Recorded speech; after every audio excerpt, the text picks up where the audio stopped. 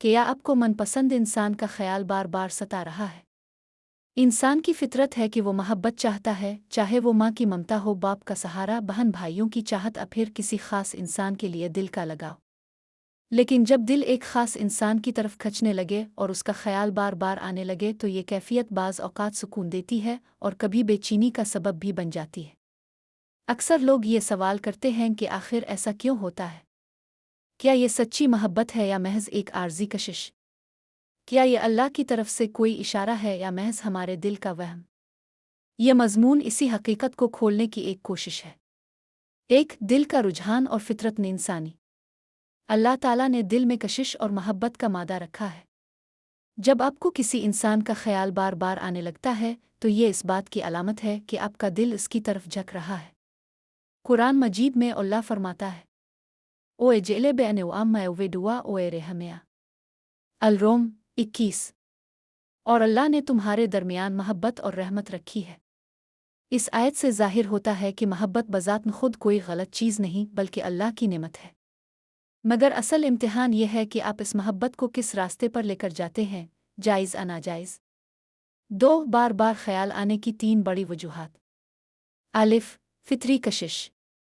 बाज़ औक़ात ये कैफियत महज दिल की फितरी कशिश होती है। दिल को सुकून महसूस होता है और इंसान सोचता है कि शायद यही मेरा हमसफ़र है। बे, रूहानी ताल्लुक़। कुछ रिश्ते अल्लाह ने आलम अरवात में ही जोड़ दिए होते हैं। जब दुनिया में मुलाकात होती है तो दिल एक दूसरे की तरफ खचने लगते हैं और बार बार याद आता है। जीम, नफ्सियाती कैफियत। अक्सर ये भी होता है कि इंसान खुद अपने ख़यालात में इतना उलझ जाता है कि वो बार बार एक ही शख्स को सोचने लगता है, चाहे वो हकीकत में करीब हो या दूर। तीन, क्या ये अल्लाह की तरफ से इशारा है? अक्सर नौजवान ये सवाल करते हैं कि अगर मुझे बार बार एक शख्स का ख्याल आता है तो क्या ये अल्लाह का इशारा है कि वही मेरा मुक़द्दर है? इस्लामी तालीमात के मुताबिक अल्लाह ताला कभी कभी दिल में रुझान डालता है, लेकिन सिर्फ ख्याल आना इशारा नहीं समझा जा सकता। इशारा तब होता है जब एक, दिल को सुकून मिले। दो, हालात मुवाफिक होने लगे। तीन, इस्तिखारा में खैर नज़र आए। चार, वालिदैन और घर वाले आसानी से राज़ी हो जाएं। अगर ये सब अलामात इकट्ठी हों तो ये ज़्यादा इम्कान है कि ये अल्लाह की तरफ से एक अच्छा फ़ैसला है। चार, बार बार ख्याल आने की निशानियाँ और उनका मतलब। एक, दिल का बे-इख्तियार उसकी तरफ जाना। अगर आप हर लम्हा इसके बारे में सोच रहे हैं तो ये सिर्फ दिल की कशिश नहीं बल्कि अल्लाह शायद आपको एक रास्ता दिखा रहा है। दो, दुआ में याद आना। अगर आप इबादत या दुआ के वक्त भी इसका ख्याल आता है तो ये इस बात की अलामत है कि दिल गहराई से जड़ा हुआ है। तीन, ख्वाब में देखना। अक्सर ऐसा होता है कि जिसका ख्याल दिल में ज़्यादा होता है वो ख्वाब में भी नज़र आने लगता है। ये हमेशा इशारा नहीं होता मगर कभी कभी ये अल्लाह की तरफ से एक तसल्ली भी होता है। चार, सुकून का एहसास। जब भी इसके बारे में सोचें तो दिल को अजीब सा सुकून मिले, बेचैनी के बजाय इत्मीनान हो, तो ये मोहब्बत सच्ची होने की अलामत है। पाँच, इस कैफियत को संभालने का सही तरीका। अलिफ, अल्लाह की तरफ रुजू करें।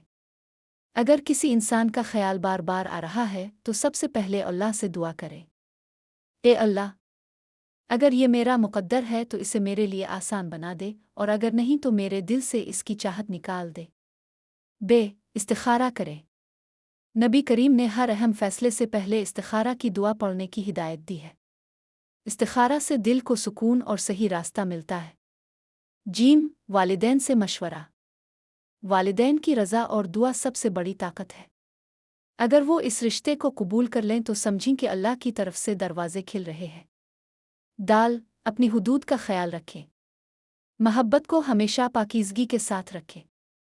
नाजायज़ ताल्लुक़ हराम राहों पर ना चलें, क्योंकि सच्ची मोहब्बत हमेशा निकाह में सुकून पाती है। 6, क्या ये इम्तिहान भी हो सकता है? जी हाँ, बाज़ औक़ात अल्लाह ताला किसी के ख़याल को दिल में डालकर इंसान को आज़माता है।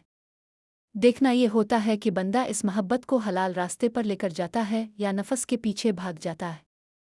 अगर आप सब्र करते हैं और दुआ के ज़रिए अल्लाह से रुजू करते हैं तो ये इम्तिहान आपके लिए रहमत बन सकता है।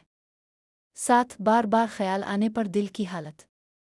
जब कोई मनपसंद इंसान दिल और दिमाग पर छा जाए तो दिल में ये कैफियत पैदा होती है। एक, तन्हाई में इसकी याद ज़्यादा सताती है। 2 दुआओं में भी इसका नाम ज़ुबान पर आ जाता है। 3 दिल में एक उम्मीद रहती है कि शायद अल्लाह हमें एक कर दे। 4 कभी कभी बेचैनी बढ़ जाती है और आँखों से आंसू बहने लगते हैं। ये सब फितरी कैफियत हैं, मगर असल सुकून अल्लाह की याद में है। 8 मोहब्बत को इबादत कैसे बनाएं? इस्लाम हमें सिखाता है कि मोहब्बत को निकाह के ज़रिए पाकीज़गी में ढालें। अगर आप वाकई चाहते हैं कि वो शख्स आपकी ज़िंदगी का हिस्सा बने तो दुआ और सब्र के साथ हलाल रास्ते पर चलें। मोहब्बत जब इबादत बन जाती है तो वो दोनों के लिए दुनिया और आखिरत में सुकून का ज़रिया बनती है। 9 अगर वो शख्स मुक़द्दर में ना हो। ये सबसे मुश्किल कैफियत है। जब दिल किसी को चाहे और वो नसीब में ना हो तो इंसान टूट सा जाता है। लेकिन हकीकत यह है कि अल्लाह बेहतर जानता है कि हमारे लिए कौन सा इंसान मुनासिब है।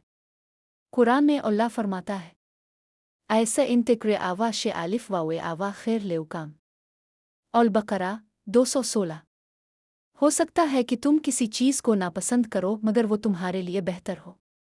अगर कोई मनपसंद इंसान नसीब में नहीं आ रहा तो यकीन रखें कि अल्लाह आपके लिए इससे बेहतर इंसान तैयार कर रहा है। 10 अमली मशवरे। 1 रोज़ाना कुरान की तिलावत करें ताकि दिल को सुकून मिले।